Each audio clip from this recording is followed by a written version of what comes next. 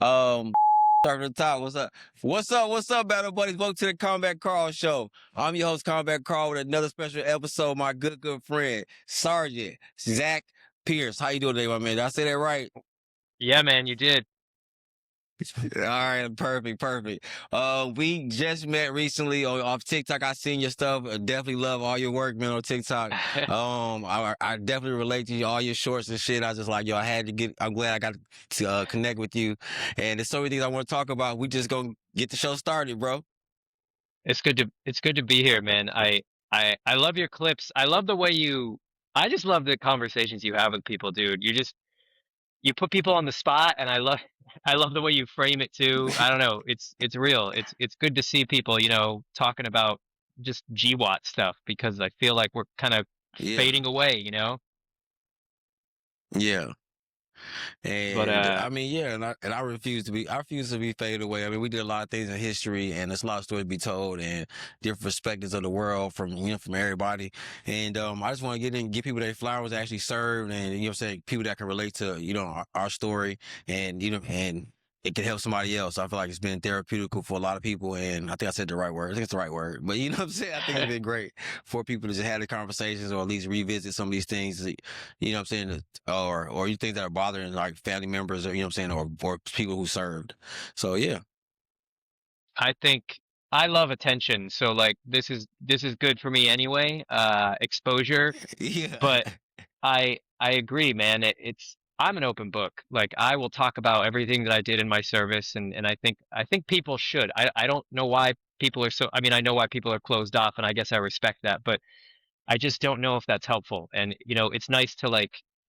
I want people to see that our military service is accessible, but it's also exclusive to people like you and me. And I don't know. I just want to talk about it, and that's why I did this TikTok. Like I've been on TikTok for a while, and I was like, I'm never gonna get on this. Like, I'm not smart enough to understand how to make these edits and stuff. And then I made this video, Yeah. like, I made a couple stupid political videos like last year, and they had like 1,000 views, and I was like, whatever. I'm just ranting. And then I made that video of my medals or whatever. I think it was the medals. Uh, no, it I was like think me so. doing uh the jackass thing where like I'm a combat infantry veteran with PTSD, whatever. Come with me, Oh, and that's what that's one of the first videos I saw of yours.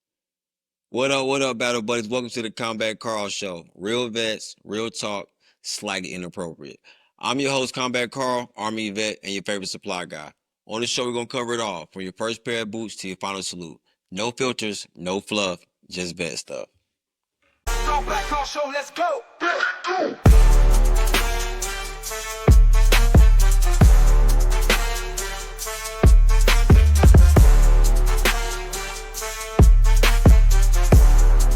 Combat Carl Show, let's go! and then I made this one with my medals. I was like, hey, you want to see my medals? Because why not just go with it, dude? That shit has like a million views now, and I'm like, I'm kind of riding that. You know what I mean? Like that feels pretty good. Yeah, Uh, it's got a it lot of should, fun. man. Like everyone's cool about it. Yeah. So I definitely saw you off of there, and I was like, man, I can relate to a lot of things you talked about. So let's get right into it. Where did you go to basic training at? Let's go. Let's start right there. Like, when did you join? What year did you join? I joined in '01 technically, but I was a senior in high school, so just before 9/11 happened. I Okay. hadn't I hadn't been thinking about that. Um, All right. I was going to start my senior year, decided I think I should join the military because that's a great decision. And my mom was not happy with All that. right. And so I spent so do you want this to be like a long or a short answer? Man, tell the story, man. I wanted to All be the right. whole story. Tell the whole story, brother. Yeah. So yeah, I mean, I was living in Arizona at the time. That's where I'm from. And Okay. I didn't really know I had a single mom, and we weren't really, I don't think we were gonna, college wasn't like on the radar, you know what I mean? Um, Yeah. and she'll disagree. She'll say you could have gone, and I don't know. I guess I wasn't paying attention, but I signed the papers, and then because I was 18 when I started my senior year, because I'm just Okay. so smart I had to do it twice. But Dig it. yeah, then 9/11 happened, and I was like, oh, what does this mean? And then I kind of decided I'd do infantry. One of the recruiter, I wanted to do helicopter repair, and one of the recruiters was, after a while, I think he saw that I wasn't making any decisions, and I guess I needed a father figure, and he was like, "You're gonna go infantry, and you're gonna jump out of planes and blow shit up, and then you're gonna re-enlist as to whatever you want, but you just need to go in." And this was like right around 9/11, I think. So I think maybe Hmm. he knew something. And so I spent my senior year doing the delayed entry program, just knowing that I was going into the infantry the whole year, dude. And then Damn. uh, I think May of 2002, I shipped out to basic. June of 2002, I shipped out to basic, and that was in Fort Benning, Georgia, which is, Sand Hills, the home of the infantry. Uh, Yeah. where you're in Atlanta right now? Yeah, I'm in Macon. I'm out here right. Yeah, I'm in Macon, Georgia right now. How far So is I'm like an hour and a Columbus? half from Columbus. Yeah, hour and a half to the Okay, west. Yeah. okay. Hmm.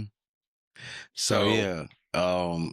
Nice. So you was 2011 Bravo, and then like, okay, what was your family thinking before? Because they mean now that you deploying. If you like 11 Bravo, I know they telling you y'all going. So how soon from graduation to you actually go on your first deployment? honestly, so I got to 25th Infantry Division, which is in Schofield Barracks, Hawaii, right? And I think everybody kind of Okay. relegated that to like not deploying. I don't think people expected that to be a place to deploy to Afghanistan for whatever reason.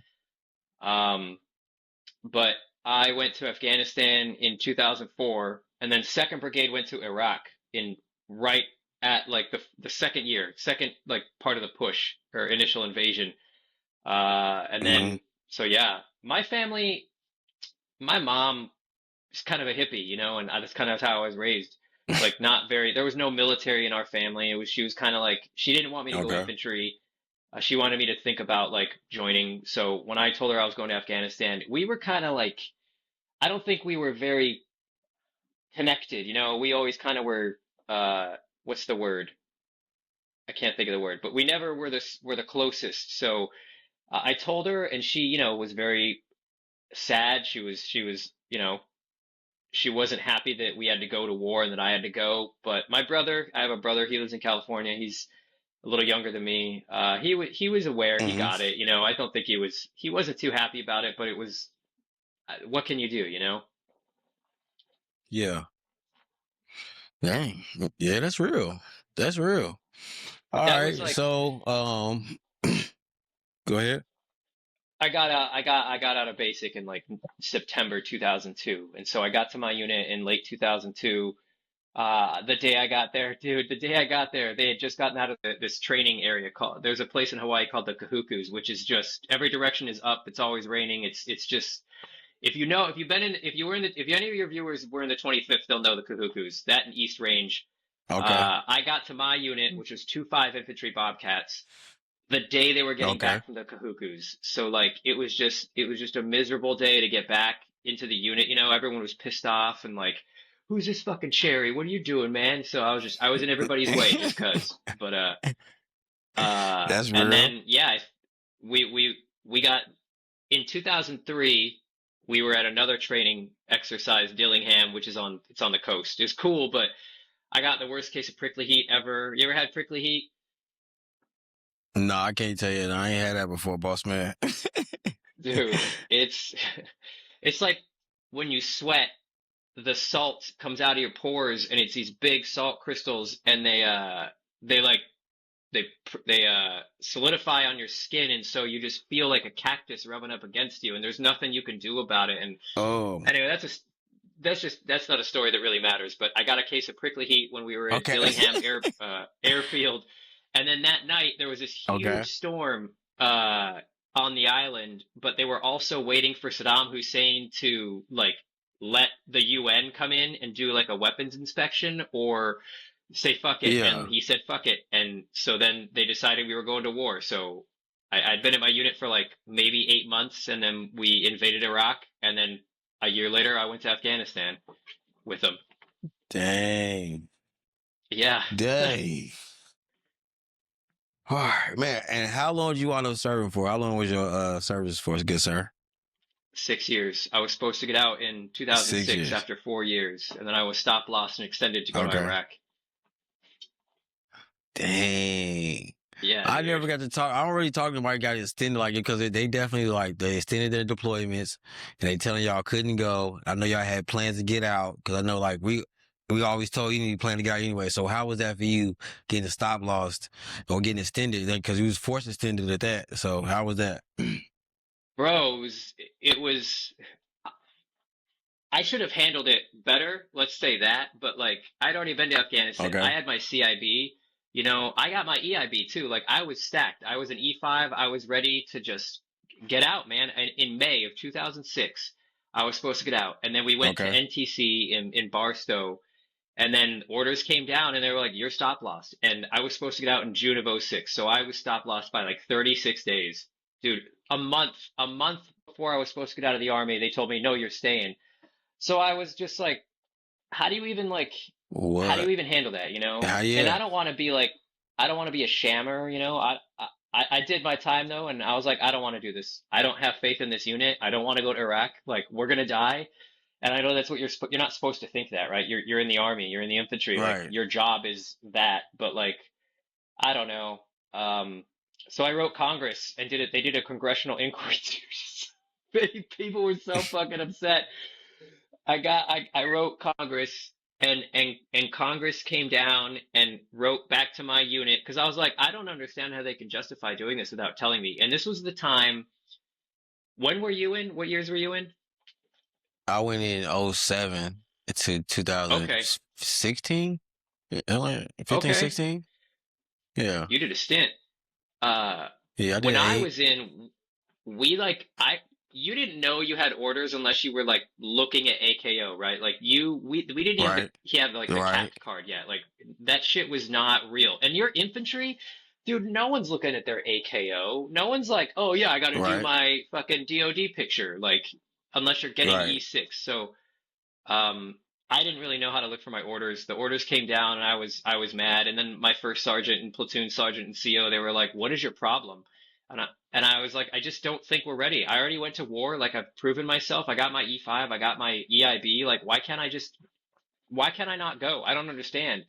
Like you say you need me, but I'm also expendable because I know people are gonna die." And he called me, they made me feel like a coward. And he's like, if you Yeah. don't stay with your unit, you're going to go and you're just going to burn shit all day. And I'm like, how does that motivate me to go to Iraq and serve as a team leader in your platoon? Like, I either go and I'm unhappy about it, or I go and I'm happy about it.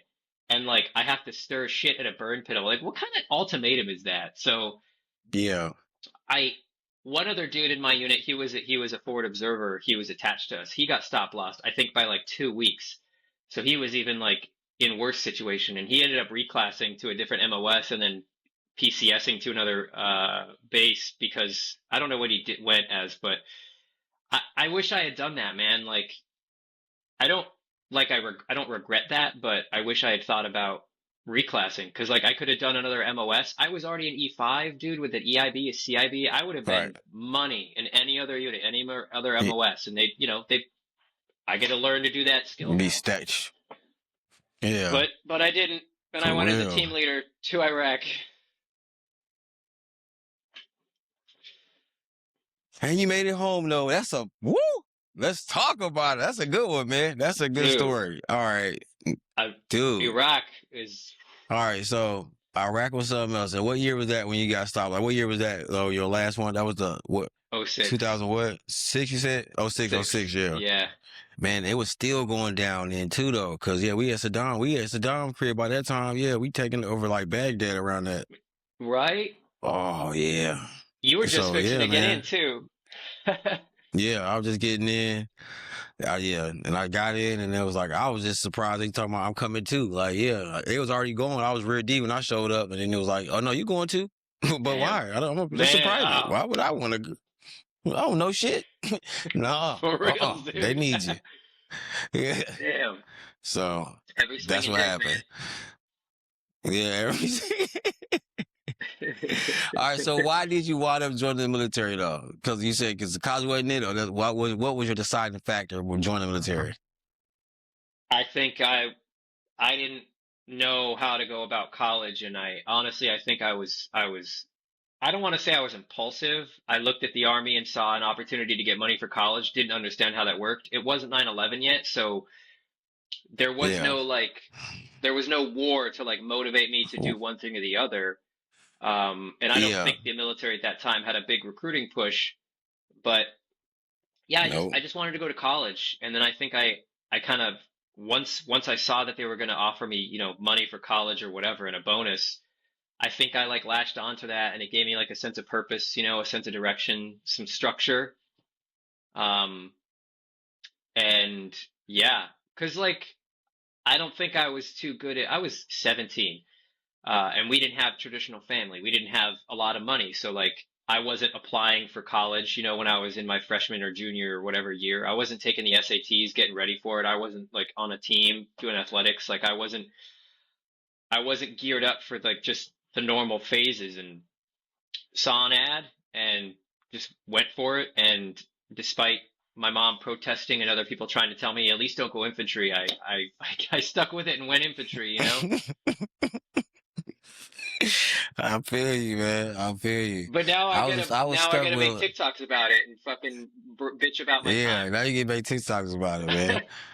That's real though. You got nobody else did. It's a rare. No, it's only 1% of America who does this kind of shit. We even did that kind of shit. So, we get to talk about it, man. We get to gloat now. You know what I'm saying? And I like Yeah, to man. go ahead and get people the flowers before we get too old, because they want to tell combat stories way after some shit later, and they're not telling Yeah, every dude. perspective or different perspectives of like the service and shit. You know what I'm saying?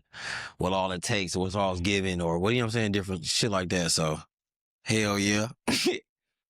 All right, let me ask you It's this good. question, good sir. Why'd you pick Army though? Because you could have went to different branches, you know what I'm saying? So why'd you pick an Army?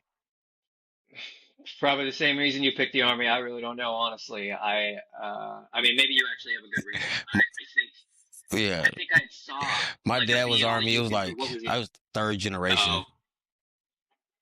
okay, yeah. You had like you knew what you were getting into. Yeah. Honestly, I think I saw an ad, and like I knew that I wanted to do helicopter repair. I loved helicopters, and I was like, I got to do that. Okay. And I thought it was an option for me. And I don't even think I honestly went to any other branches. I think maybe I went to the Air Force and asked them, but the Army were like the first people to call me back. I was whoever will take me, bro. That's Just real. no thought, That's dude. real. No thought. Yeah. I wish I could say like, oh, well, our family was veterans up to the Civil War, whatever Revolutionary War, and Yeah. like it's infantry's in our blood, and I knew I was going to be special forces. No, I was a fucking dumb infantry guy who just Yeah. didn't know what he was doing. Dang. Yeah. That's real, man. That's real. That's real. I just all right, let me ask you this question. Let's see. All right, that was a good one. Let's talk basic training, man. Let's talk basic training. All right. So what was your first, let's say, give me the worst week of basic for you. How about that? Or Oh how was shit. basic for you? I don't know what it's like for y'all, and we were in about the same time. I went to basic like 5 years before you, so I don't know how much it changed, but I think the first week for basic training is rough because like you get to the 30th AG, that's like the main intake place, and Mm-hmm. it's all men because you're all going to go to like infantry land, or maybe it isn't, I can't remember, but it was humid. I'd never been outside like Arizona and California, so it was humid. I didn't expect that. I just remember you just line. I remember we got to the barracks. They put you in the barracks, and it was, I don't know what time it was, and it was just probably 300 beds, and there's guys running around acting like they're hot shit. It's fucking, we're starting basic training. Like, no, it doesn't matter where you come from, what you're doing. We're all fucked tomorrow.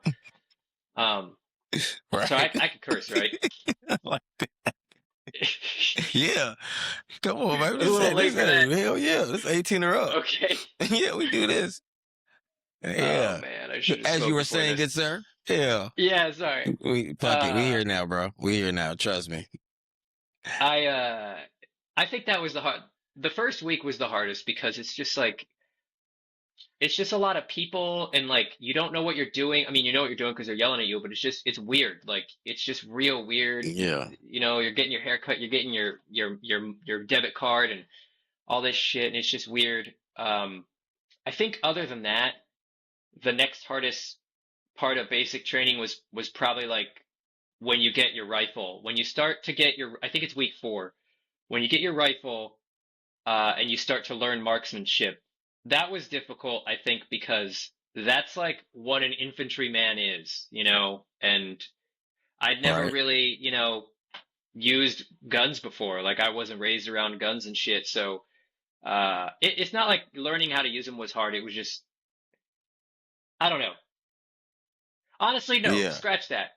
Honestly, I think the Go hardest ahead. part was AIT. So you go from basic training, you do OSIT, right? One station unit training. So you Okay. do basic.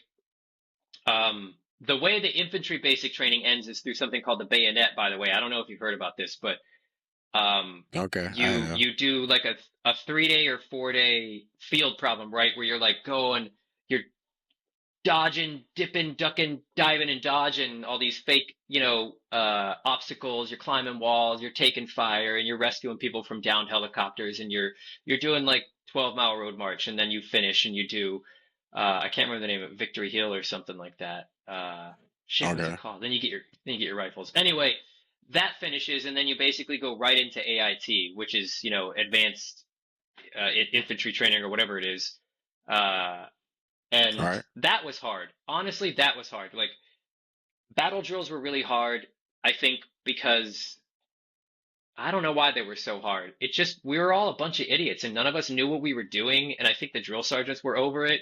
You know, it's just so like you're trying to like you're done. You're done with basic and now you're trying to learn to be an infantryman and that's like a few weeks long and it was just weird. It was weird. Uh you know what I mean? Was Yeah. that a good answer? I don't know. I get it. Yeah, it works. It works. Hit that subscribe button so you can roll with your battle buddies on the Combat Cross Show. No filters, no fluff, just best stuff. And if you don't, I'm gonna tell everybody you the real Blue Falcon. All right, we're back from commercial break. All right, what's one part of yourself that did the military take from you, if any? Did I say that I right? think, yeah, I think so. Like, so I'll say two things. One is a sense of purpose, and I don't mean that it like my sense of purpose is in the military. Like it's because I don't have one now. Like I'm in the civilian world and it's not there. You know, people in the civilian world don't think the way that they do in the military. Everybody revolves around this central kind of fight, right? Everyone's doing the same thing to get the same outcome, and it's not here anymore. I can't. So I have to like create that in myself, you know, in my environment, with my family, with my relationships. And it's hard, man. That's like a big struggle still. You know, I've been out 15 years. But otherwise, I will also say, and this is also kind of like hippy dippy, right? But like a sense of my ignorance, man. Like, and I don't know if that's good or bad. Like, bro, I don't know if you deployed. I imagine you must have, right? Yeah. Yes, I have. Yeah, I do. And I got like 3. you know what it's, yeah. See, you know what it's like to go to another place and see that, but it also kind of strips you of like maybe not knowing what you're doing in Iraq.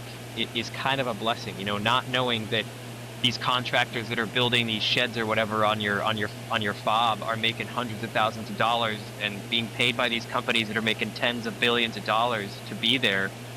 It's kind of a blessing to not know that, right? Like it's kind of a blessing to not know that like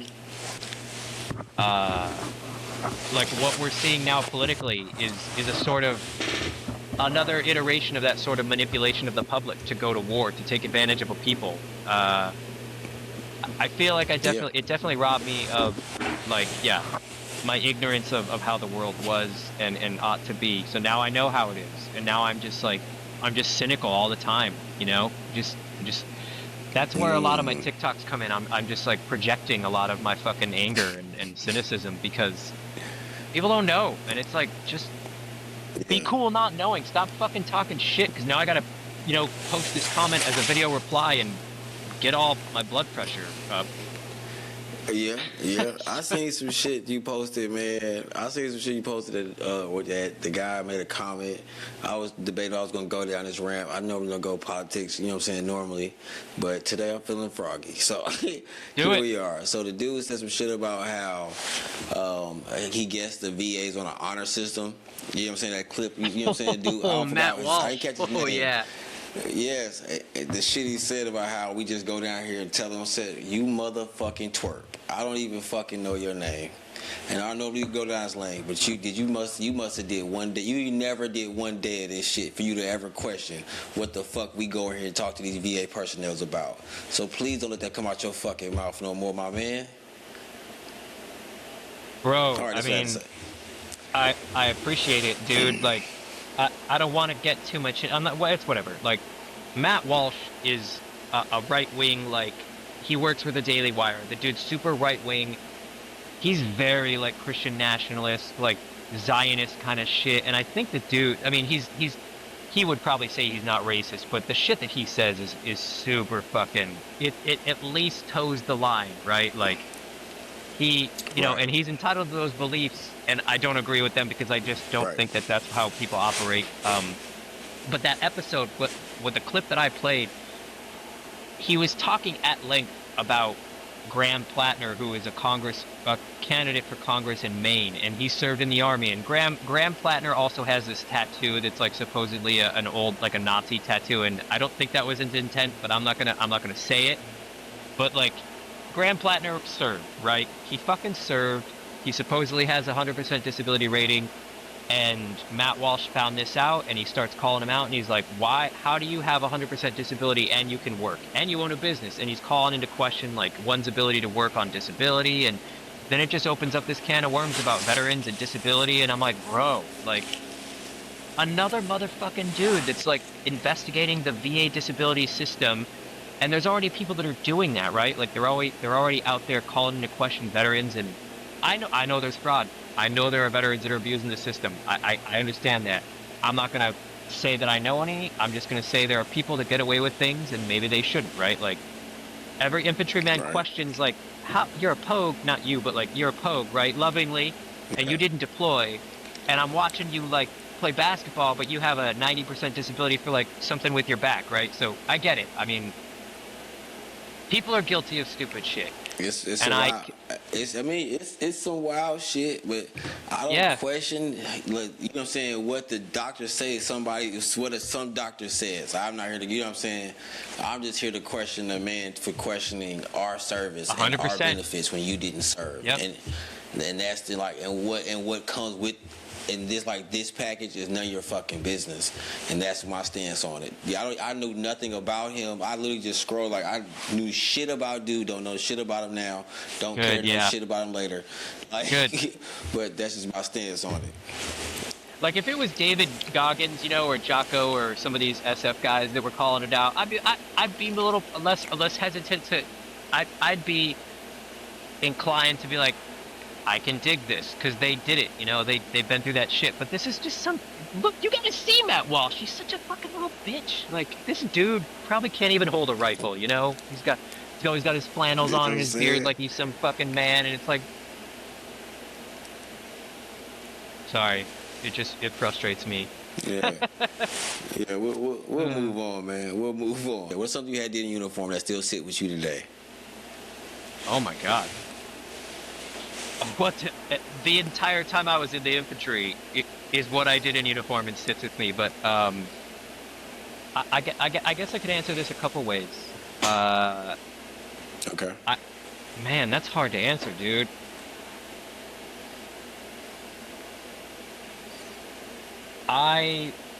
What? I was on it. Okay, so It's my new everything question kind of I'm working revolves on. around.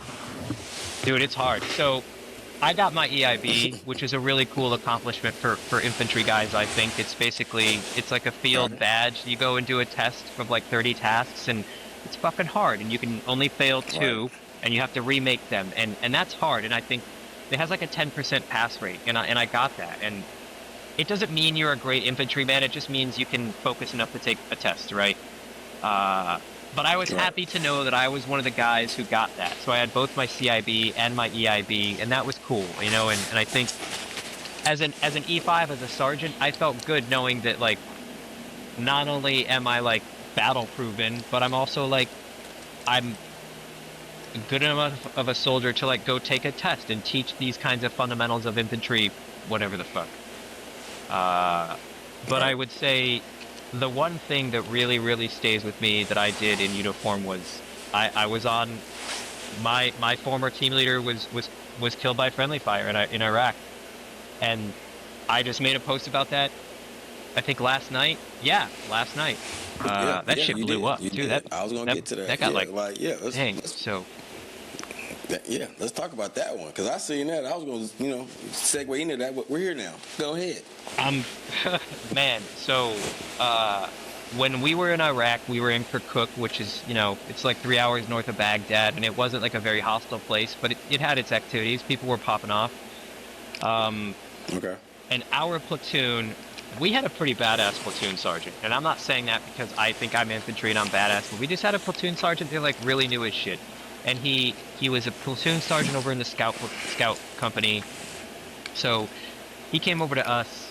We then got moved to a different company, and then we kind of we were moved into Delta Company, which in our battalion was an AT, like an anti-tank kind of heavy armor company. So they didn't do like line stuff, like in a traditional combat setting, they wouldn't like go drive trucks and just do mounted patrols. They would usually have like the TOW missile and whatever else, and like heavy mortars.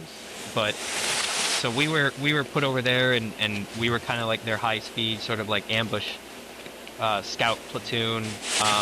So we did a lot of air assaults. Like we were pretty badass. And anyway, there was this little QRF base that we had set up around the city of Riyadh, which was like the smaller city in our AO. There was Hawija, which was hostile and big, and there was Riyadh, which was probably a mile by a mile.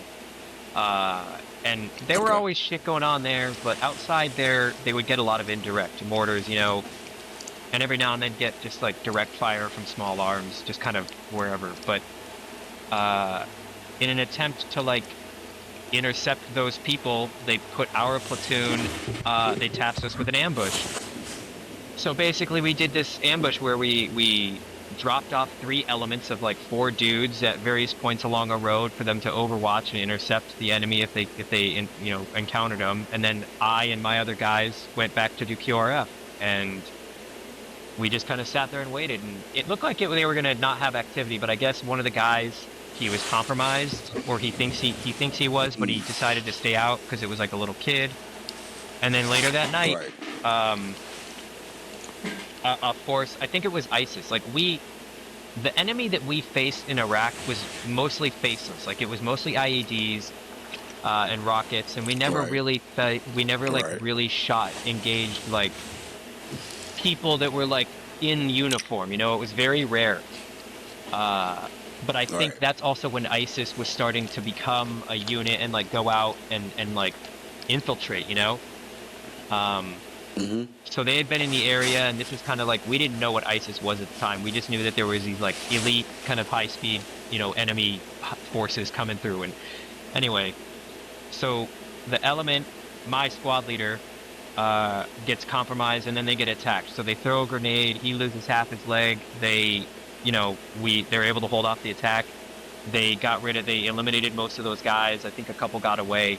And as this is happening, they were getting ready to like break down this ambush. So the 3 elements are getting ready to like, converge on a rally point so we can pick them up and get out of there. And so that happens. Our QRF gets spun up, so I'm one of the NCOs on QRF. The platoon sergeant is trying to call like battalion. So we have helicopters, we have air support, and they have what's called a no-fire zone, which means there's a certain distance from like this area, this grid air zone, that like you can't engage with indirect or like with a bird or whatever. So the birds are like trying to patrol and find the enemy. They're trying to talk to battalion. I'm in the truck waiting, like we're driving out there. Just we see tracers flying, we see helicopters flying, we see little pin flares. They're shooting up to like identify their location because the comms were shut down and they couldn't get the comms back up. And I'm sure you've been in chaotic situations where everyone's just talking over each other, right? So there's nothing's effective. Our battalion commander was just fucking yelling at people on the radio to do this, do that, which, you know, kind of changing how things were supposed to go. Ultimately, a lot of people kind of blame him for what happened. But yeah, so finally, I'm like sitting in the truck and we just hear fast movers inbound. We're like, what the fuck, fast movers? You mean plane? We knew that we had air support like that, but like, why would you need to drop a bomb on us? Like, this isn't like a, you know, it's not like we're getting overrun. This isn't Broken Arrow, dude. Like, this isn't John Travolta. You know, like, we can handle it. So like, we hear these. I'm just sitting there, and my gunner's like, "What happened?" And he's like, my gunner's like some specialist, and he's like, "Hey, what do they mean fast movers?" And I'm like, "I don't really know. Just pay attention and come down when I tell you to come down." And we hear these planes coming in, and they said we're going to cancel this because we can't determine, like, we can't distinguish. So these planes, we see these, I don't know what they were, they fly off, and so fortunately we didn't get bombed. But then, like, we hear there's one wounded, and then, you know, we see the helicopters doing their thing. Like, we thought they were engaging the enemy. And then we hear KIA. We got one KIA, 2 casualties, 1 KIA, and we're like, what the fuck? Why, you know, it's been a while. Like, all of a sudden they're calling out KIA, so no one knows what's going on. So I think it probably took us like 2.5 hours to get from QRF, which was a mile away, to the rally point, because there was this just lapse in comms. There was all this activity with the birds. But when all was said and done, my fellow team leader, Sergeant Forrest Cawthorn, he had been running with his element to get back to the rally point, and the helicopters came and strafed him and hit him in the head, and they took him out. They killed him. Yeah. And so I'm just gonna keep going. Fire, yo, that's wow. Friendly fire, that's wow. And it's not, you know, it's crazy because, like, you know, everybody knows Pat Tillman, right? The Army Ranger, the football guy who went to Army Ranger school, and then he was killed by friendly fire. And it was, honestly, I think the circumstances were even worse. Like, we had people on the radio telling these helicopters to engage in the no-fire zone. They should have known, like, what the friendly elements were, us. They were using flares and signal to, like, really indicate who they were in these helicopters. They came through on multiple runs and killed him. And then finally they went away, and we went and got him, and dude, it was awful. He was my fellow team leader. I knew him well. He was one of the most lovable, like, chill dudes that I've ever known. That night we get back, and, like, the chaplain wants us to sit down and talk about it, and no one, like, what do you say, you know? And I'm not trying to be, like, super aggro about it, but, like, what do you say, you know? And the shit that he was saying was just platitudes, like, men, this is what happens in the fog of war. And it's like, this isn't fucking Call of Duty. Like, can you give us a chance to process this? And so, not funny. Oh my God, that's not. And I mean, it's funny that, like, Go ahead, it is what it is, dude. And that night, like, I'm having to clean his gear. Like, I'm having to clean his remains off of his IBA and his, like, I have to take his rifle apart, and pardon me for being super vulgar, but, like, dude, there's, like, bone and skull and brain in his shit, and I'm having to clean this, and I lost it. When I was doing that, I spent hours cleaning his weapon, and then we had to go on a mission, like, 2 days later, and I understand that's what I signed up for, but at that point, I'd already been in stop loss.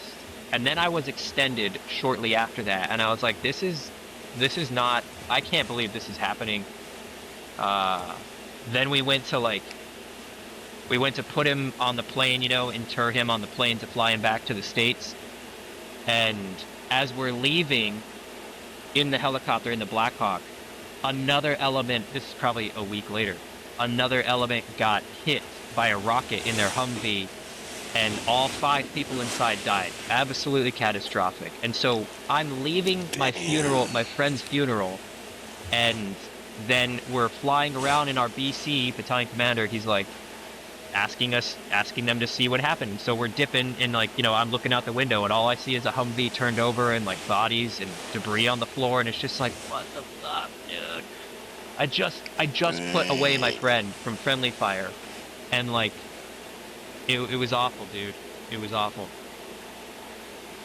Damn. That's something else, bro. That's something else, bro. I wish it could have been like a Dang. firefight, like, but, Mm-hmm. yeah, so that's something I did in uniform that stays with me. Yeah. Yeah. Wow. Yeah, give me a second. Yeah. Yeah, man, I'm sorry. It's, No, that's good. No, we're good. We're good. That's perfect, brother. You're killing it, dog. Trust me. I don't want to military like, taught you something about it. it's, dude, that's like, so every year his dad was like a 1%er in on bikes and he rode hard. And when he had him, Dane, his life changed. You hear the cliche of like, oh, having a kid turned my life around. It did. Literally, it did. And I was living in California when I got out of the Army. And every year in Virginia, which is where I am now, his dad would have this party, big fucking party. And the dude's a contractor. So he like has 100 acres. And he built a fire pit that's like 8 feet deep and like 20 feet by 20 feet. And he put on the back of one of his sheds this memorial wall. I'll have to post a picture of it or send you something, but it's like a 20-foot long museum quality like display case where every year on the anniversary of Dane's death, April 5th, we go out there, party for like 3 days. There's like 150 people that party every year for 20 years. Dang. And it's crazy because if it wasn't Dane, I don't think this would ever happen. No, I don't know anybody in my like circle whose legacy would be kept alive like that, because it's Dane and it was Dane's dad, and it's just such a fascinating thing. So that's why, like, every day it eats me up because I could have been on that mission. I should have been. Why wasn't I? I was a co-team leader. I was Alpha team leader, and I think I had just gotten back from mid-tour leave like 3 days later, so I wasn't really briefed. I hadn't trained. I hadn't prepped, so I was put on QRF, and I feel like that was my failure. You know what I mean? So Yeah, I hear you, bro. All right, let's see. Let me see. Did you ever feel disposable, and why? yeah, for what? Yeah. I mean, when I was stop loss, and they told me. So Yeah. Afghanistan was like a really cool deployment. It was hostile. Don't get me wrong, there was shit that went wrong, but like, Right. I wasn't as scared, to be honest with you, as I was in Iraq. Like, Afghanistan was a beautiful country. I felt like we had a good mission. We worked with the UN to do provincial reconstruction up in Kabul. So, like, it was a cool place, Like, I felt kind of like I had a purpose. But Right. after I was stop loss, and then all the rhetoric that my leadership gave me about, being a coward and a pussy and all this, but also we need you to stay. And then it's like, well, what if I die? Well, then that's the sacrifice. It's like, yeah, as soon as I was stop loss, I was like, yes, I felt disposable, absolutely. And then after Dane died, and then I got stop loss, extended, I was like, nope, they don't need me. They just, I'm just here to fill a spot. And I think that's another thing you grapple with is like, I'm a human being and I know I joined the infantry and I know that's kind of like what you're supposed to do. But yeah, I definitely didn't feel as though I served a true purpose in Iraq. It felt like a free-for-all. So yeah. I feel you. All right, let me ask you this question. Do you feel proud, angry, or conflicted, or all three about your military service? Yes. I'm super proud. I mean, I have a TikTok about it, right? Like, I'm writing my own I'm writing a memoir about it because it's what I do, and I love. I'm like a CrossFitter, right? Like, you can't go. As soon as you meet me, I tell you I was in the Army. So I'm very proud of what I did, and this is not coming from a military background. I see the military as civil service in a way. Like, I didn't just serve a national defense policy or whatever. Like, I was an extension of the government, and that felt good to me. I was part of all these things that happened, and it's nice to know I can say that I did all that shit. I'm very frustrated with, you know, what happened with Dane and being stop lost, and just the fact that, like, Right. Iraq was fucking bullshit, man. Like, they created a need to go to war because of, you know, these the weapons that supposedly Saddam was making, and it just, they used our kind of, I guess they played on our sympathies about our emotions about Afghanistan. Like, we were already at war, right? What's another one? You know, it's the same area. Yeah. So yeah, I'm proud, but I'm also very frustrated and angry. And now they're doing it again, dude. Like, it's weird. It is, man. It's wild work what they got going on right now. This, you know, it's Venezuela shit to the other shit, and it's weird, man. I mean, What about you? fuck that. What No, was your first here we go. deployment? My first deployment, bro, was Baghdad, 07, 08, you know, that extension. I was with 3rd ID. I was with 164 Armored Division. So, yeah, that's where I was at, man. And then I was at Camp Liberty or some shit. Yeah, it was like the big base. It was like Liberty and all that shit, Victory and all that was together. But, yeah, and then my second deployment, I went to Iraq again. We went to Q West and Mosul. And yeah, we did that. We did like a split half and half. We wound up shutting down Q West and moved to Mosul. We had a jump sites in Mosul, and that was it. And then my third one was Afghanistan, and I went from Kandahar to Lagman, to 5 Lagman. I think the North Province. I don't know nobody. I'm not for sure what province that was, but I think it was the North, because it got kind of cold. So yeah, so that's where all I went. I was in Kandahar too. I think we went Kabul, and then we went to Kandahar, or like Aruzgan or Tarin Kowt or something like that, which was over to the west. But Afghanistan, dude, what year was that? My Afghanistan run was 2012. Okay. Yep. Man, it must have been crazy. Like February 12th. That, Dude. dude. It was some bullshit where I had to go. I mean, I don't know. This shit is probably public record now. So, like I said, one of the dudes that was stationed at Fort Lewis, he went off the fucking site. He was stationed. He was deployed out there, and he left the 5 whatever and killed people in the village. You know what I'm saying? Unarmed people in the village on some rampage shit, right? Oh, Boom. man. They locked the base down. They got to move their family, secure them, all other shit. Now we got a second D had to show more force, had to bring more force out there, right? I'm at the getting closer into my dwell time, so now they making me sign some shit if I can hurry up and get deployed and go with these motherfuckers. Well, you know what I'm saying? They wait like that. It was like lining up perfect for me to go again, and I was like, the only reason I came to Fort Lewis was to not deploy again. I just did 2 back-to-backs. I wasn't trying to go again. So here we are. You know what I'm saying? So now here I am. The Army's gonna get their man. Brigade. They're gonna get you. They're gonna motherfucking make the way they move me. I swear to God, I think my dwell time just got sucked like each month, 1 month, 2 months we get ate up or some shit. Like, where the fuck is my dwell time going? So it just really lined up perfectly, brother. Like, NTC, guess what? You get to deploy too. So they brought me down from brigade to help out down and back to unit level. Back at company level. And yeah, man, I had to deploy to go out there with field artillery this time. So my first 2 were with infantry, and then my third one was with field artillery. Bro, what 92 Yankee is what? 92 Yankee is a unit supply specialist, so I'm your supply guy.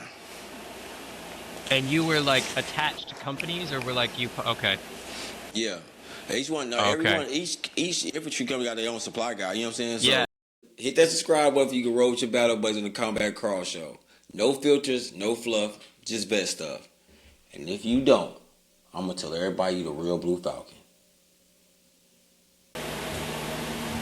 All right, let me get your top 5 military movies and wartime movies. Let's lighten the load up a little bit here.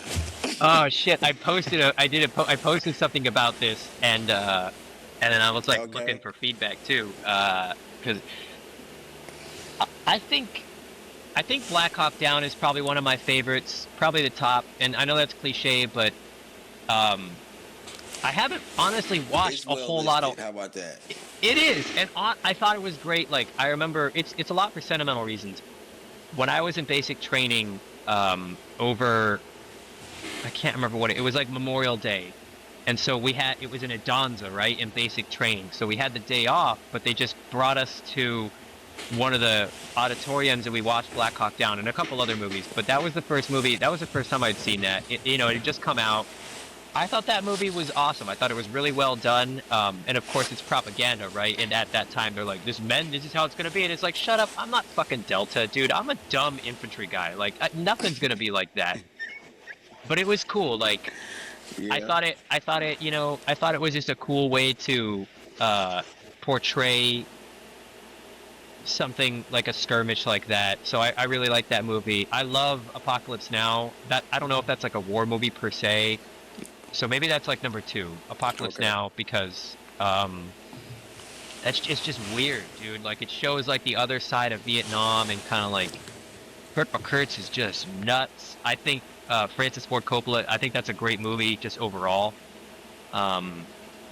Also, Okay. 25th Infantry is in that movie. That's what Martin Sheen. That's his unit. That's where he comes from. So that's cool. In fact, I think he is Wolfhound. My 227, which is the unit I was in for Iraq, I think he was a Wolfhound from the 25th going to get this dude. So like that's really cool. But I just Okay. watched I got you. I just watched Warfare 2 weeks ago. Have you seen that new one, Warfare?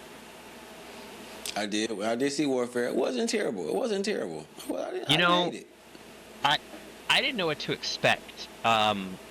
I thought it was actually really good, and the reason I liked it was because of its accuracy. Like, notice how there was no like soundtrack, there was no music, right? It was just straightforward. It I don't know. Straight up. Yep. To it, I thought it was really good because yeah. like Yeah. you got these guys listening to the radio and stuff. Of course, it's dramatized a little bit, but I thought it was really good. I also like Right. knowing that like the guy who directed it, Ari Aster, he like was close friends with one of the SEALs that was on that team, so I thought that was pretty cool. And I Oh, thought it was that's a the really cool one. like That- yeah. Hold up. That's the one. Hold on. Oh my God. The young soldiers, like it was at that house. They took over, the family was upstairs, whatever, right? And it was like, had the whole family in one room. God, they kept invading. They couldn't get air support. They couldn't get the tanks in. When Yeah. the tank came in, okay. I'm with you. I didn't even tell you. I didn't Yeah. even be a spoiler alert. It's a good movie. That's all I'm saying. Yeah. Go ahead. I mean, as an infantry guy, like it doesn't get more realistic than that, you know. And I wasn't like a Navy SEAL, but we did our fair share of like ambushes and Yeah. crazy patrols and like listening to them talk on the radio. It was very Right. much exactly how it was, and so I like that, you know. Plus, like, I don't think there are any other movies that depict the GWAT like era, you know. I'm trying to think. Yeah. There's that show. Remember that show Over There? Dude, What this show was out over in there? like Which one? Over There. That's what it was called. It was called Over There, and it was Oh, on that's called FX Over or There. I some didn't see shit. that one, though. Oh, Okay. bro, I gotta check it that was one out, man. I didn't see so that one. bad, dude. What else? What all my war movies are going to be like stupid picks. I love Full Metal Jacket. I think that's such a well-made movie. I think R. Lee Ermey, the drill sergeant, does such a Right. great fucking job. I think I love Stanley Kubrick as a director, and I just thought that movie really portrayed a lot of shit that was going on in Vietnam. That was, you know, I don't know. I thought it was great. I don't really know how many other war movies I've seen after that. I mean, I've seen a lot. I just can't remember which ones. I think Okay. oh, 1917. That was that one that came out like I seen 5-6 that years one. ago. I really like that because the way it I was seen made. that one. Very suspenseful. Okay. Also, Saving Private Ryan, like to be a Let me stupid ask like cliche. You can't like Saving Private Ryan was done so well. Yeah, I will give Saving Private Ryan. Yeah, that was a great one. That was a good one also. What's the best Noted. advice you never listened to? How about that? Yeah. What's the best advice you ever listened to? Don't go infantry. Oh man, I mean, Although if I had listened to that, I wouldn't have any of the stories I had, or I might have died some other way. Like my dumbass probably would have fallen out of a helicopter or something. Yeah, I mean, anything could have happened, right? I think I hate to real. say All right. that's such like very very like generic advice, but like honestly, I hate this is gonna sound real weird, but not weird, but someone told me, a friend of mine, he went special forces and we were really close and he made selection and he would always tell me, he's like, you need to try out for selection and try to get in here because he's like, you would fit in here. This group of guys is exactly where your brain is at. And he's like, you're a PT stud, that's fine, but like, you need to be with these people. And I never like, I don't covet special forces. I don't think of myself as like some guy who's like an operator, you know. I'm not cosplaying as some dude with all this tactical stuff, but special forces is cool, man. And I wish I had also listened to that advice because I don't know if I would have made it or not. Like special forces takes a lot and I can be a little panicky and impulsive, but I wish I had tried out because I enjoyed what I was doing in the infantry, but I think SF would have been a much better way to go about doing that, you know? So I guess that would have been cool. I feel you. I do not regret trying to go SF or Ranger. Like when the question was asked to me, I thought about it. Like, damn, you already deployed me enough. No. I was already married and had little kids and shit. Yeah, man. So I was like, this is enough. God damn it. So if I didn't have kids and married, then yeah, then I would be like, all right, fuck it, I'm down. I want to stack my motherfucker. I want to stack the shoulders up. You know? Yeah, what I mean? dude. But no. I would have reclassed though. Honestly, people were telling me to reclass too when I was stop loss. I probably should have reclassed. Yeah. Like people gave me options and they were like, you can do, I spoke to career counselors too and they were like, you can reclass and we can get you the guarantee. And I felt a strong obligation to go to Iraq and like be the leader that I was, you know, already and continue my mission with those guys. And I won't say I regret doing that, but like I could have taken that advice and at least put more thought into it, you know, and maybe Dane wouldn't have died. I don't know. Who knows? That's real. Who knows, man? Who knows? That's honest though. Since freedom isn't free, how much did it cost you? Well, probably a lifetime of anguish and despair, you know, cynicism, considering, you know, what people who didn't serve think of people who served. This fucking post I made earlier yesterday and today, having to deal with that, like, Dane, it cost me my friend's life. And I have a bunch of friends who, like my squad leader, when he left, he got out, when we got back from Iraq, he went on leave and he shot himself in front of his family, and he was the guy who was on the mission with Dane, and we think he did it because he felt he failed. And so I have a friend who overdosed on heroin after he messed up his back in the army, and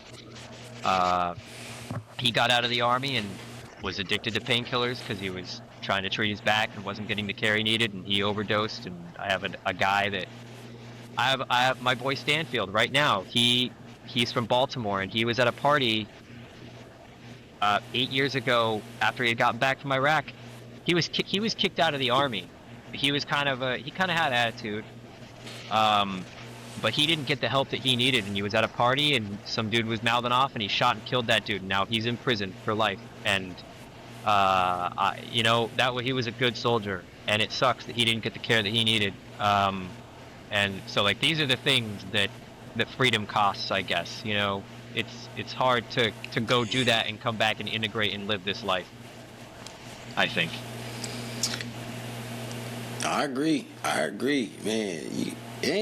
That's a great answer, man. That was a great answer, though. I mean, that was good. a great answer, boss. Oh man. All right. Damn. All right. What is one thing in your life that brings you the most joy in your life at this time of your life?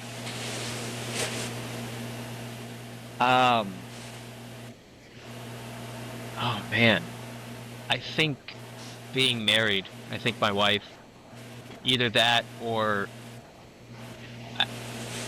so personally, individually, I think just being able to reflect and know that I made it back and that I Hmm. am able to have this wisdom, you know.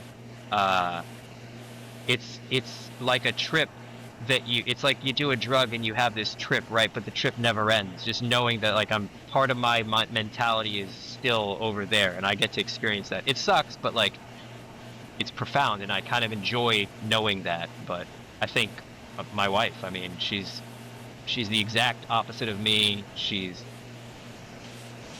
chill, like to the point of like, can you not be so chill? Can you fucking step it up a little bit? She's very, very forgiving. She knows what to say, when to say it, and it's really great to have a partner like that that just fucking, you know, I'm out there, dude. Like I'm obnoxious as hell. Yeah. I'm sure she can hear me downstairs, just "Ow, blah, blah," fucking running my Yeah. mouth. So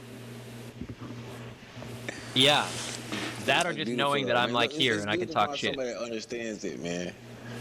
I mean, I'm good. That's good because I mean, I think I say this like in a person, like in the dating situation. It's like it's a lot of darkness in here, but it ain't towards you. It ain't towards like. I mean, it's like.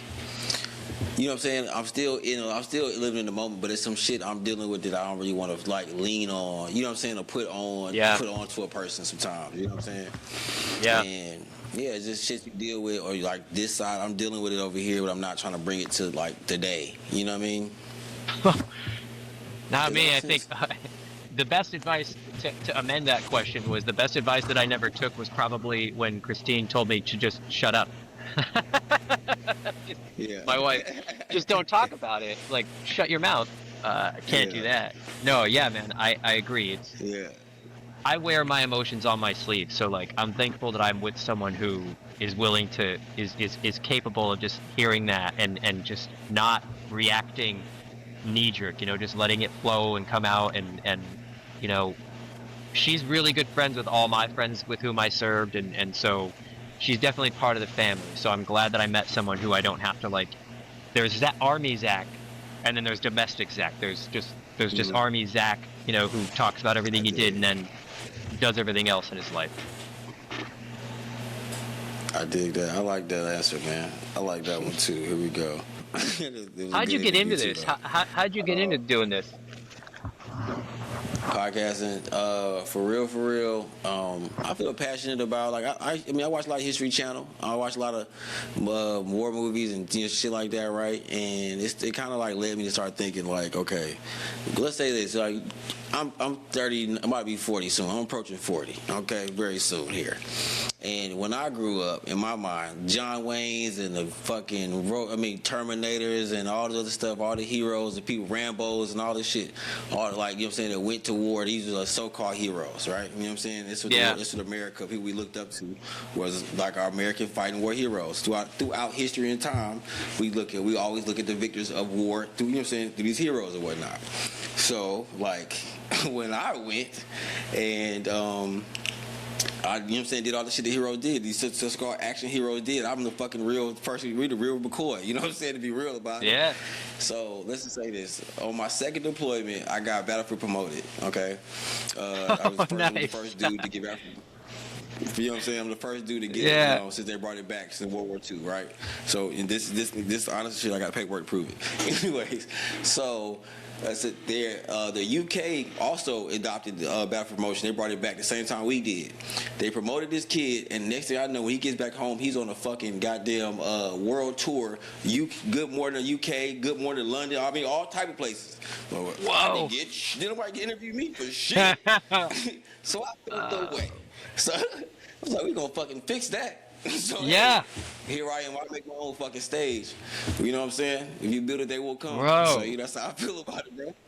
That's super cool, man. That's damn. Yeah, dog. So yeah, bro. That's how it all. That's the whole story about that, pretty much in a nutshell. I like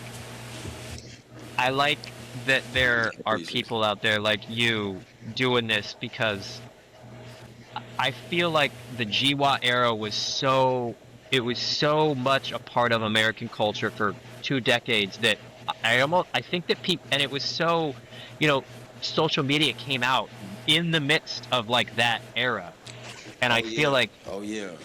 it became so accessible that like people, I just kind of feel like people are starting to forget what veterans did and what they go through and how that, you know, the veteran kind of uh like culture is very distinct. And then you got guys like who are Yeah. podcasting big time, like Sean Ryan and Jocko and all these other people who make like the special operations side very accessible, but they also they're selling shit, you know. And so um I appreciate what they do. I think they're really, really brilliant people, and but they're also selling. You know, they've been very successful. Now they're over there. Now they're able to like sell and have companies where they have supplements or whatever, and they're selling things like this. And uh, I think we're just not getting exposure to the everyday people, you know, who did what we did. And I'm glad you're doing this, man. I'm glad you kept it up. Yeah, man, I appreciate that, man. Yeah, so that's the main thing. I just want to tell people, give people their actual flowers, because like they'll come back. I see too many documentaries where the guys are like, yeah, in war, the Battle of the Bulge, right? Or like, there's so many things documented on like the World War I and II era, right? There's barely anything for Desert Storm. It's not for that long of a conflict anyway. But like, it's not a lot of stuff. So like, okay, you're not going to tell my guys' stories when half of us can't talk and can't walk, can't. I mean, for real, the cock guy. I remember the guy, he had one eye and in the wheelchair, and he was like, and he, you know what I'm saying, he was so fucking wrinkled, like, hell no, not me. So, you know what I'm saying, Yeah, dude. my guy's gonna get it out early, you know what I'm saying, before it gets forgotten or before it gets too old, because like you said, like the advancement of social media, we can, like, hell, we didn't have an iPhone until what, 09, for real. Yeah. Like, well, no, we didn't have to shoot no good cameras. We for real, so there was nowhere to keep get a lot of good footage and shit, you know, or like be able to tell the stories as you was there. I mean, that's it. You said it, dude. Agreed. You know, it like, there's like one movie that's like GWAT, which is Warfare, which comes out 20 years after like the war was even started. You know? So yeah, it's Yeah. good, man. Sorry, I hope I didn't derail you there. No, man. It was perfect, man. Let's see. My next question. All right. So one of my questions I like to ask all my guys is, how do you want to be remembered? Exactly as I was. Everyone knows what that means. I want to be remembered as. I think I'll be remembered as someone who did some really cool shit and told people about it and wanted people to get along. I think I'm a good person, and I don't mean to like boast, but that's how I want to be remembered. I want to be remembered as someone who like went to war and did some shit most people won't do, and I talk shit about it. But the whole time, like, I just want people to be happy. I just want to have a good time, you know. I'm not trying to like push people into bad decisions and rage all my life, but I want to be remembered as someone who has been able to reflect on what he did in war and incorporate it into his personality, but also be critical of what I did and what I was told to do and what other administrations are doing and whatnot. And yeah, I think I just lost my train of thought there. No, man. No. I don't think I asked you this. If anything, Let's I'll be see. remembered for my bad tattoos, though. So Yeah. I got tattoos everywhere, and so a lot of them were impulsive. So most likely, people will just be like, "Yeah, he had some really weird tattoos." I dig that. Did I ask you what your best care package was? I don't think I asked you that, man. How about that? No. A girl I don't think I was, well, we dated, but like we were friends. When I was in Iraq, I asked her, she sent me a care package, and it had the Big Lebowski DVD, which is like, I guess every white dude's favorite movie. And then it had a bottle of Kahlua and a bottle of vodka for making White Russians. And so we had like milk at the chow hall, you know, and ice. So she sent me all this stuff to make White Russians. So that was pretty cool. That's what's up. That's what's up. And you're not supposed to get alcohol in the mail, let me- right? So like that was kind of cool. Yeah. Yeah. Let me ask, who was your Mount Rushmore of some leaders you actually served with, though? Some guys you actually, you know what I'm saying, really, really rock with while you served with them? Wait, what's the? I'm sorry. Say that again. Let me get your Mount Rushmore of guys or leaders you served with. It would be Dane Cawthorn, Greg Ormandy, Alright. Sean Nave, Okay. and either Matt Reha, or Sergeant Raymond, or Sergeant Peterson. Okay, so Greg Ormandy is should I be saying his name? I don't know. I guess we'll find out. He's my boy. He lives in Florida. Yeah. He was really close to Dane. They were even closer than me. Like they knew each other. They were tight. But Okay. he was there when everything went down, and he and I are close. We talk every day. Every single day we're talking about something. But we were cool, and I think we were probably the two like annoying intellectuals in the well, probably him more, but in the platoon. Like he knows philosophy, and we'd always be talking about it, and so we rolled together, and yeah, we knew it was up. Sean Nave, another guy who's just, that's my boy. He took Dane's place. He knew Dane really well too. He took Dane's place as team leader when he was killed. And so he was my other team leader. He was also my soldier at one point, and he was my roommate. And he's just a solid dude. He just knew his shit. You know, he was a good guy. And then I would say Matt Reha, because he was my gunner. He was my saw gunner. Big dude, big saw gunner, machine gunner. He's super chill, very slow, but like not overreacting. Just a solid guy. And then I'll throw honorary mention in there for Sergeant Raymond, because he was my squad leader, and he had a lot of faith in me. He was a squad leader who was on that ambush mission where Dane died, and I think he took a lot of grief for that. Okay. But he tattooed. He gave me a tattoo. He brought a tattoo. He had tattoos too, and he gave me a tattoo in Iraq. And he had his Ranger tab. He was a super cool guy, man. He was a scout. He knew his shit, and I think he gave me a lot of opportunities to like excel as a leader and as a soldier, and I really appreciate that. And I think the 4 or 5 of us were just fucking badasses, man. Yeah. Hell yeah. I don't think they'll be putting us on any mountains anytime soon, though. Nah, hell nah. All right, I don't think I asked you this. When the uniform came off, was it harder than you thought it would be? Yeah. Oh yeah. Way harder. When I got out of the Army, I went to Sacramento, and my mom was like, go to school, you gotta go to school, you gotta do these things right. And I got naked in the family. I didn't grow up in a trade or anything, so I just went to school, and all I did was go to school and smoke weed, man. That's it. That was my life. And but that probably wasn't good for me, because I was using that to cope, and it was just that, I think it messed me up. I mean, whatever, I'll still do it, but it was hard, Yeah. man. Like a few months after going to, leaving the Army, I'm in school and I'm dealing with people who like did not have that experience at all, and I'm one of the first generations of people to come out of those wars, and so it was super hard, man. I was living with a dude who I served with, so that was nice, but like I hadn't lived in civilian world for 10 years, and so you're just like seeing what you think is entitlement and all this weird like fucking opinions, and at the time I was not like politically whatever. I served, but I wasn't like super patriotic about it. I loved what I did and what it meant to me, and it was weird. And then after a while, you kind of get into it, but then all these things start happening that start bringing you back into it. So it only got harder for me to like cope with what I did. Yeah. That's real. That's real. All right, let's see.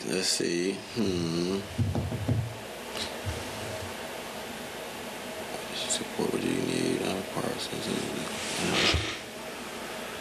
Let's Let's talk about trust. Let's talk about trust. We're gonna go with this one. All right. Let's see. How did your experience how did your military experience shape the way you trust in people now? Oh man. I don't think I trust people to be selfless. You know what I mean? Like, I I get that. expect I get most that. people are just thinking about themselves as they should be, but they're thinking about like themselves and their career and their little world. And I just don't think I can trust that most people truly like have your best interests in mind. No, people don't. When you're not in the military, when you're in the military, you know this. Like you don't even trust someone. It's just implicit. It's there. Like you know this dude has to do his shit, and he's gonna take care of you because that's what you do, right? And it's even deeper at the infantry, right? Because now it's literally my life is in your hands, and so I don't have that expectation Right. of people, but like I don't trust that people would be willing to do the right thing if everything counted on it, you know? So I think people's integrity will fail. And maybe that's like a little bit of cynicism, but I don't know. Sorry, I get civilians. that. I get that. Yeah. All right. I like to use this question. When you came home, what part of you did not come back? My innocence, dude, my youth. I mean, I was 17 when I joined. I was 18 when I was like, I turned 21 in Afghanistan. Like, Yeah. I think, like I said earlier, like my naivety of like the world just was gone because now you know all of it. You know, you've been infantry too, so you have to be the tip of the spear. But you know, whoever's wielding that spear is going to stab it wherever they feel there's an enemy or there's something to poke. And even if you, as the infantry, you're not supposed to philosophize about that. You're just supposed to shut up and do it. But I'm a human; I can't stop doing that, right? So I would say my naivety, Yeah. my blissful ignorance was gone. My my ability to enjoy things without being super like reflective of it and like what it means more globally. Everything's got to be. I got to inspect everything for like ulterior motives or political this and that. You know, I just can't shut up and close my brain off. I get that. Yeah, that's good, This man. is That's a good this one, is man. my confession, man. All right, let's see my next question. Yeah, this is my confession. We on top of it, man. All right, who was there when it was the worst for you? Like, who was there for you when it was the worst for you? In service. Yeah, in service. While you was in service, or maybe even post. I mean, let's say because it could have got bad for you after service. You know what I'm saying? Yeah. Like which either one. I think the answer is the same, honestly. My buddies, Greg and Sean, they're every day. We're brothers. Like, we have a group chat and we're talking every day, and we see each other multiple times a year. We live in different places, but we see each other every Yeah. couple months. Though, if not them, then my wife. But that's definitely after service. But yeah, those guys for sure. Yeah. I could go with them for anything. We could kill someone and just like they would know exactly what to do. Be like, okay, well we're gonna put the body. You know, like Yeah. these guys, Yeah. they roll hard and they're ride or die. Hell yeah. We just joking, y'all. We're not gonna keep we just joking. No, You know, no. You know, yeah. Moving on. Hypothetical. Hypothetical only. Moving Yeah. on. You know what I'm saying? You cut that. All right, let's see. What is the best? What is the best or most rewarding moment of your service? How about that? Oh man. I think when I got my E5, um, you Okay. said you were like Battlefield promoted, which nothing really compares to that, but I was Yes, I ghost was. boarded. So I Yeah. was we did EIB and I was supposed to go to the board, but the board was happening while we were in EIB and they didn't reschedule it because the board was for other battalions too that weren't going. I don't know why they did it, honestly. Because the board is like a battalion thing, so they didn't reschedule it. But I just got ghost boarded, so I Yeah. aced the board without going to it, and I'm glad because I probably would have failed that shit because I was not prepared. Like I hadn't been studying. I didn't even know I was Oh. supposed to go. Um, but then I got my EIB and I got ghost boarded, and I I felt like, well, that was good redemption. Like I got my EIB, so I'm not just like some Yeah. shammer who like just can't Yeah. fucking be Yeah. infantry. So that was probably my proudest moment because like now I'm a leader in a team. Like I got a team, I'm in charge of it. I got my stripes. Like that's what you want to do in the first few years, right? Or however long. Like you want to be an NCO. Yeah. Yeah. You know what I'm saying? Right. That's real. Cause you want to try to tell people what to do, not getting told to do all the fucking time. Oh yeah, dude. Yeah. Jesus. I need a little pool around there. You need a little bit of pool around here. Jesus. All right. This is, yeah. What advice would you give a soldier, PCS and out of the military now? Go to school. Or someone, yeah, PCS out of the military now? Go to school. I know too many people who got out, and I think they were intimidated by school, or they thought school was very like liberal or whatever, or they had families, which is a very good excuse, Yeah. but like they didn't do school, and that's fucking free money. That's time. That's time. That's not just time for you to go get Yeah. educated, right? Like that's time for you to go kind of understand. I think it allows you an opportunity to sit in limbo without having to go get a job right away, and you can develop your brain and like reflect on what you did, kind of understand what skills you have, and transition into the civilian world without having to do it immediately, unless you're like in a position where you just have a skill where it's like I'm just going to get a job right out. But like go to school, you might learn something about yourself, about the world, and like it might change everything you think you thought. Yeah. That's Either that real. or just re-enlist and go That's real. infantry. Well, yeah. Nah. No, don't do that. Well, I want to say thank you for coming on the show today, my man. I appreciate your time. I can't wait to do a part 2, brother. And thank you again, boss man. I just want to give you flowers. So salute to you. You combat crawl out. Bro, it's really been good meeting you and talking to you. I love what you're doing. I want to see more. I'll be staying tuned, but I'm gonna post a bunch of shit tonight, so we'll see where things go. Hell yeah, boss man. Hell yeah. All right, boss man. All right. Later. All right, take it easy, brother. That's a wrap on today's episode. Thank you for tuning in to Combat Carl Show. Make sure you like, subscribe, and share with someone who needs to hear this. For more updates and content, you can follow us on all social media platforms at The Combat Carl Show. Until next time, watch your six, keep grinding, and never let the world forget who the hell you are. Combat Carl, out. We did good, man. We did good. I appreciate it.